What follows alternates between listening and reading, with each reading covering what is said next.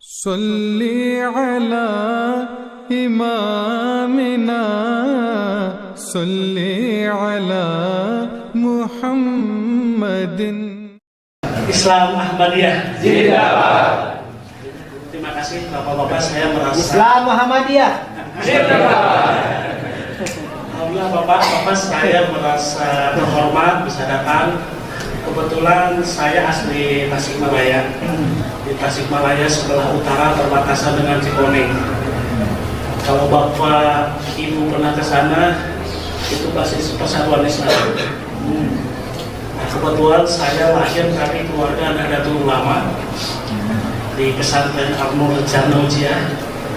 Kemudian bapak saya mengirim saya ke pesantren beasiswa, mengirim saya ke pesantren Persatuan Islam dari TK sampai Aliyah.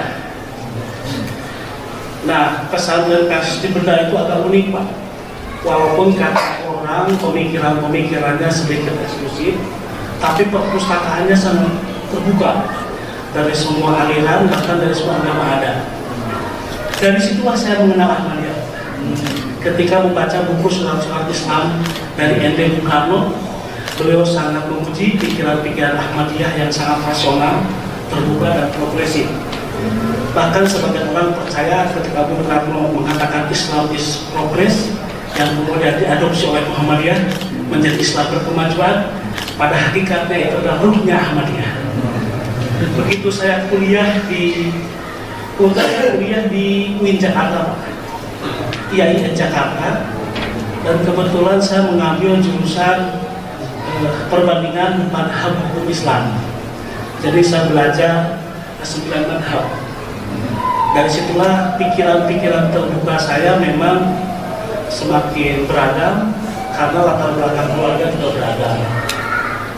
Tadi Bapak sebut saya sebelum menjadi ketua IMMDKI Jakarta itu, karena di Jakarta tidak ada Persis, saya masuk Muhammadiyah. Karena agak mirip ya lambangnya.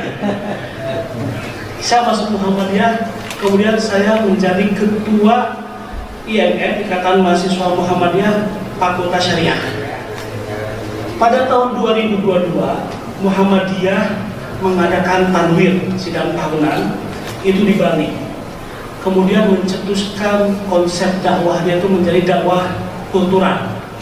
Waktu itu ketua umumnya Buya Safi Ma'arif.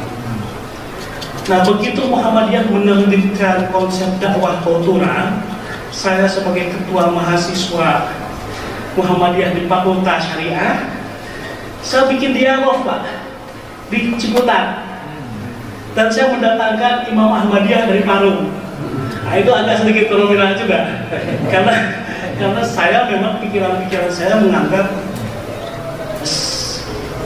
mungkin bapak-bapak mengenal Persis itu sedikit fikih Pak ya. Tapi waktu di Benda saya belajar sedikit tasawuf. Kemudian saya belajar Jalaluddin Rumi dari Turki, seorang ahli fikih yang menjadi ahli tasawuf, dan beliau mengibaratkan kebenaran itu seperti kaca yang jatuh dari langit ke bumi, kemudian berpecahan, kemudian berserakan. Masalahnya adalah ketika setiap orang mengambil pecahan kaca itu dan menganggap inilah kebenaran, itulah sumber kekisruhan. Padahal sumber kebenarannya satu. Begitu jatuh ke bumi, ibarat kaca, kemudian berserakan. Maka ketika saya ketua komisi 1, saya bikin diskusi di Ciputat dan mendatangkan Ahmadiyah, juga mendatangkan Syiah, juga mendatangkan kelompok-kelompok lain seperti LDI. Akhirnya lama-kelamaan saya akrab dengan teman-teman Ahmadiyah di Jakarta Pak, dengan Pak Yendra. Kebetulan tetangga pula, jadi perumahan kami dengan Pak Yendra itu berdekatan. Jadi pernah jadian ngopi. Alhamdulillah diperkenalkan juga dengan Kang Rijal. Waktu itu saya sudah di Kemenko PMK yang menangani revolusi mental. Revolusi mental ini juga spirit dari Bung Karno yang mengambilnya dari Ahmadiyah. Jadi ketika revolusi fisik sudah selesai, maka kita mengubah revolusi mental dengan memperbaiki rohani spiritual seperti yang kita laksanakan hari ini jasa. Nah, begitu saya di revolusi mental, kebetulan ada masalah ya di Tasik, kalau tidak salah, ya Pak Rijal. Waktu itu mesin kita disegel ya Pak. Nah, saya komunikasi dengan Pak Rijal, ya saya bicara di media nasional Pak, bahwa tidak berhak siapapun, mau pemerintah daerah maupun pemerintah pusat, menghalangi warga negaranya untuk beribadah sesuai keyakinan masing-masing. Itu prinsip. Kita tidak bicara siapa keyakinan seperti apa, tapi semua warga negara punya hak yang sama untuk menjalankan ibadah. Itu juga yang dikatakan oleh Bung Karno yang disebut dengan ketuhanan yang berkebudayaan.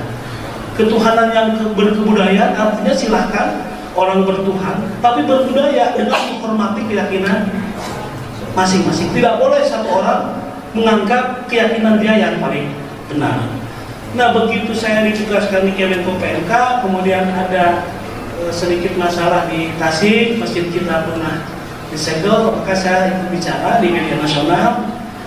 Karena bagi saya, keragaman Indonesia, baik suku, agama, ras, keyakinan, kepercayaan, itu harus kita jaga bersama. Apalagi Ahmadiyah yang saya tahu, izin kalau saya diluruskan, pendiri-pendiri bangsa yang beragama Muslim pasti terpengaruh Ahmadiyah, termasuk Bung Karno. Jadi spirit Islam yang maju, modern, progresif itu diperoleh dari ruh Ahmadiyah. Makanya negara, siapapun, mau daerah mau pusat, harus berterima kasih kepada semua entitas, semua elemen termasuk Ahmadiyah.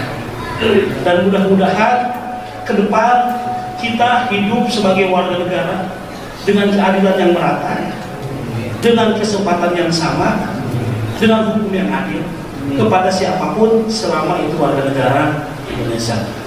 Mari kita jaga kebersamaan ini, dan bukan hanya bersama, karena kelebihan bangsa kita itu adalah gotong royong. Ke depan mungkin kita bisa semakin intensitasnya meningkat, bagaimana semua elemen bisa bergotong royong. Masalah keyakinan, masalah pandangan-pandangan keagamaan kita, masalah prinsip-prinsip dalam keimanan kita, itu silakan wilayah istihad. Mohon maaf saya satu lagi, karena saya lahir di Persib, kemudian saya kuliah di perbandingan manhaj, saya berkeyakinan bahwa yang istihadiyah itu bukan fikih. Akidah juga adalah istihadiyah. Seperti misalkan di kelompok kita di Aswaja ya, mengenal sifat Allah ya 20 yang wajib 20, itu juga hasil istihadiyah. Kelompok Islam yang lain tidak mengakui itu, tapi itu tidak masalah. Artinya perbedaan pandangan sampai ke masalah akidah itu adalah istihadiyah yang harus kita hormati bersama, dan tugas kita adalah membangun bangsa negara Indonesia secara sama-sama. Karena waktunya 10 menit, saya sangat senang bertemu bapak-bapak dan ibu-ibu di sebelah. Mudah-mudahan kebersamaan kita ini terus sehingga Indonesia menjadi negara yang adil dan makmur. Tadi sama Pak Ketua Paganusa disebut Darussalam. Kalau kata Muhammadiyah, Darul Ahdi wa Syahadah. Inilah negeri kesepakatan dan negeri persaksian. Persis seperti dalam Misyak Al-Madinah, Piagam Madinah. Sepanjang pengetahuan saya, tidak pernah Rasul memerangi orang karena beda agama.